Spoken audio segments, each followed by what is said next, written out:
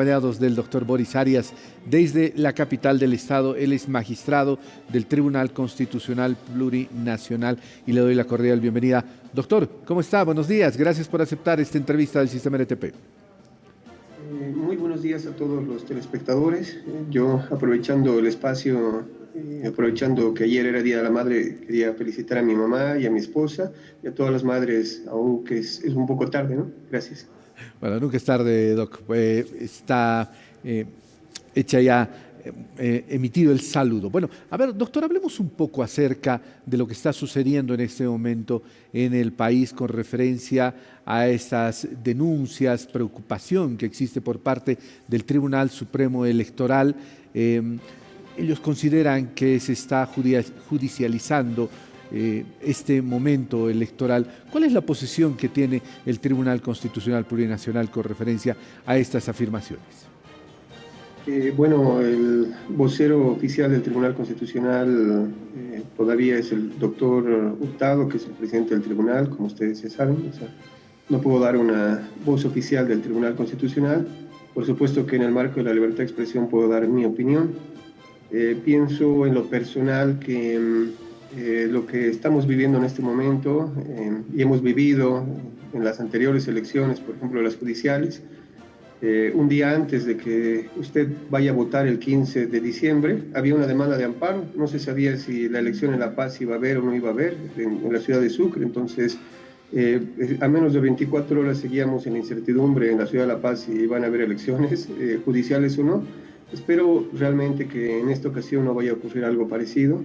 Y eso de pronto, en mi criterio, es porque la justicia constitucional tal vez se ha extendido demasiado. Hay una teoría que se llama la teoría del neoconstitucionalismo, que dice todas las relaciones particulares, todas las relaciones jurídicas deben regularse por la Constitución, y lo que ha provocado es que la demanda de amparo, pues, de alguna manera, de manera desmedida, pues, se aplique a todos los ámbitos, de tal manera que en elecciones, no sé, en universidades, en colegios de abogados profesionales, un día antes de la elección se suspende porque se presentó una demanda de amparo, y creo que eso es lo que tendríamos de pronto que restringir. El Tribunal Constitucional no debería, de pronto, no, la justicia constitucional en realidad no debería, pues, generar incertidumbre.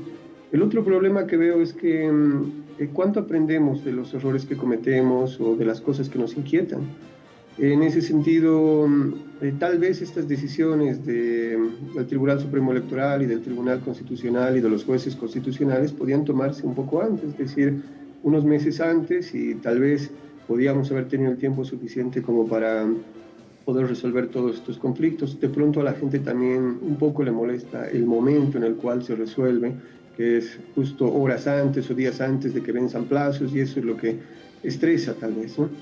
Ahora, doctor, esto a lo que usted hace referencia, ¿tiene relación o culpabilidad por el trabajo que hace el Tribunal Constitucional o por las demandas que llegan a destiempo? Yo pienso que es un problema estructural. Primero, cuando usted enciende la televisión y los medios de comunicación, no tenemos un hábito de debate y discusión amplio que nos permita resolver los conflictos de manera pacífica. Tenemos que recurrir siempre a amenazas, y eso es algo histórico en nuestro país, porque usted, que siempre cubre estos problemas, no sé, digamos la de Coca, de duplicaciones de dirigencias, bueno, muchos de estos problemas se resuelven primero a veces por el conflicto, por la fuerza, y a veces por el Tribunal Constitucional, cuando en realidad se tendría que resolver dentro de cada institución. Las duplicidades, por ejemplo, de representaciones, o en este caso el proceso electoral. Entiendo yo que tendríamos que discutirlo, y no es un problema de una sola institución, sino es un problema estructural en mi criterio.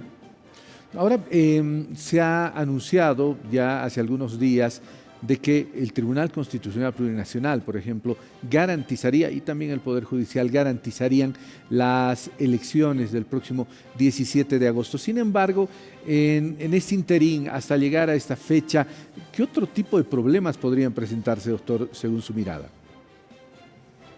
Bueno, lo que pasa es que yo no puedo analizar casos concretos porque muchos de los conflictos que se están viendo podrían llegar al Tribunal Constitucional y podrían sortearse a la sala donde yo trabajo.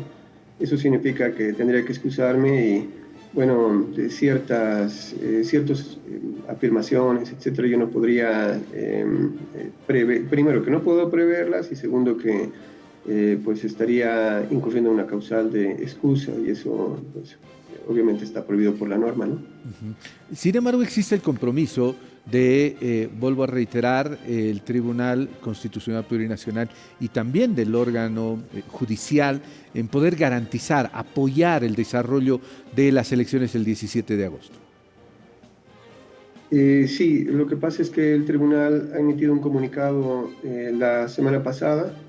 El comunicado, conforme al artículo 202, no es una atribución equivalente a una sentencia, una declaración. El artículo 202 de la Constitución establece cuáles son las competencias, pero se puede entender de dos maneras. Desde un punto de vista se puede entender como un deseo de los magistrados de que pueda llevarse a cabo las elecciones lo más pacíficas y con la mayor normalidad posible. Y en el segundo sentido se puede entender como un instructivo que se da a los vocales constitucionales y a los jueces de garantías, en el sentido de que respeten las normas que establece la Constitución. ¿Eso qué significa? Que atiendan con prontitud las demandas, porque el texto constitucional establece que las demandas tendrían que resolverse en un tiempo muy corto. En realidad establece un plazo que muchos jueces consideran imposible cumplir, que es 48 horas, pero tendría que realizarse lo más pronto posible. Luego, que se respete, por ejemplo, la competencia territorial. Usted no puede ir a una provincia y presentar nomás una demanda, sino que debe hacerlo en el domicilio del demandante, en el domicilio del demandado. Pero al mismo tiempo que no se vayan a enredar los procesos. Por ejemplo, no sé si usted escuchó alguna vez que a veces alguien presenta una demanda de amparo y otra persona presenta otra demanda de amparo y luego se generan resoluciones contradictorias. Eso no tendría que suceder. El artículo 203 de la Constitución establece que una vez que se pronuncia un juez de garantías, ya no podría seguir habiendo un segundo pronunciamiento y peor que sea contradictorio al primero. Entonces, todas esas son garantías que están en el texto constitucional y que tendrían que respetarse por parte de los jueces y vocales constitucionales a efectos de evitar que exista incertidumbre. Lamentablemente, como le digo, la justicia constitucional de pronto se ha expandido tanto que en mi criterio lo que tendríamos que hacer es reducir el espacio y hacer lo que llamamos en derecho constitucional autorrestricciones, limitar por parte del Tribunal Constitucional y de los vocales constitucionales de pronto la actividad del Tribunal Constitucional, dejando que las autoridades ordinarias, autoridades indígenas, autoridades, jueces ordinarios, las autoridades del Tribunal Supremo Electoral puedan hacer su trabajo. Doctor, ¿usted considera de que existe un abuso de esta solicitud de amparos, tomando en cuenta de que, y seguramente usted también nos va a aclarar, podrían existir algunas otras instancias antes de llegar a estos amparos? Lo que pasa es que lo que le decía hace un momento, en general puedo decir que sí, en general puedo entender que, a ver cómo le digo, cuando usted litiga, cuando usted es un litigante, aquellas personas que han tenido un proceso judicial tal vez pueden cerciorarse de esto, es que usted ha demorado bastante tiempo para tener una resolución y en ese interín, el último día de los 6 meses, ha concluido el proceso, alguien presenta una demanda de amparo. Se le concede, digamos, en un departamento, se va al Tribunal Constitucional, el tribunal tiene muchas causas y demora 2, 3 años en resolver la causa, y en ese interín lo que va a ocurrir es que se dictan nuevas resoluciones que después son dejadas sin efecto por el Tribunal Constitucional después de 3 años, 4 años. Entonces, eso genera en un proceso ordinario, genera bastante incertidumbre y preocupación. ¿Y cuál es la diferencia ahora? Ahora que lo mismo que está ocurriendo, ocurre muchas veces en un proceso judicial, pues está recayendo sobre una figura que es el presidente, la presidenta o el presidente. El presidente y la presidenta en nuestros países, sobre todo en Bolivia, tiene demasiado poder. Nombra casi a todas las autoridades, tiene una influencia significativa sobre las ETAs, las entidades territoriales autónomas. Entonces, lo que ocurre es que la decisión que se toma para muchos bolivianos al elegir al presidente es una decisión extremadamente importante y por eso es que genera tanta susceptibilidad en los actores políticos. pero esto, repito, sí hay un abuso de ciertas personas. No quiero referirme a ningún caso porque vuelvo a repetir, eso se tendrá que analizar en el caso de las elecciones que actualmente estamos llevando a cabo, el proceso eleccionario, mejor dicho, se tendrá que decidir por la sala que vaya a sortearse si ha habido un abuso o no ha habido un abuso, si están bien planteadas y si se han lesionado derechos y garantías en el caso concreto. Bien, doctor, una opinión personal suya. Lo han dicho ya varios profesionales, juristas, inclusive exautoridades. La última palabra en todos estos temas electorales la tendrá que tener el Tribunal Supremo Electoral. Lo que pasa es que el texto constitucional diferencia entre la justicia constitucional y la jurisdicción ordinaria. Y lo que dice es, la última palabra en la interpretación de la ley electoral la tendría, y comparto con esa visión, el Tribunal Supremo Electoral. Es el que tendría que interpretar. Pero bueno, en tema de lesión de derechos y garantías, conforme el artículo 128, se puede interponer una demanda de amparo constitucional y esa demanda de amparo constitucional podría revisar la lesión de derechos y garantías. Pero también tenemos que la Convención Americana sobre Derechos Humanos, igual que la Declaración Americana de los Derechos del Hombre americano, establecen que los derechos de una persona se limitan por los derechos de otras personas. Entonces, ¿a dónde quiero llegar? Entiendo que la actuación del Tribunal Constitucional debe ser excepcional. Por regla general, quien debe resolver los conflictos indígenas debe ser la autoridad indígena. Quien debe resolver los problemas penales debe ser el juez penal. Y quien debe resolver los problemas electorales debe ser el Tribunal Supremo Electoral. Y de manera muy excepcional, la justicia constitucional debería entrometerse.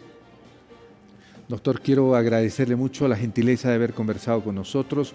No es fácil el poder dialogar con un miembro del Tribunal Constitucional Plurinacional y usted gentilmente nos ha atendido, así que le agradezco mucho por haber estado al doctor Boris Arias, magistrado del Tribunal Constitucional Plurinacional.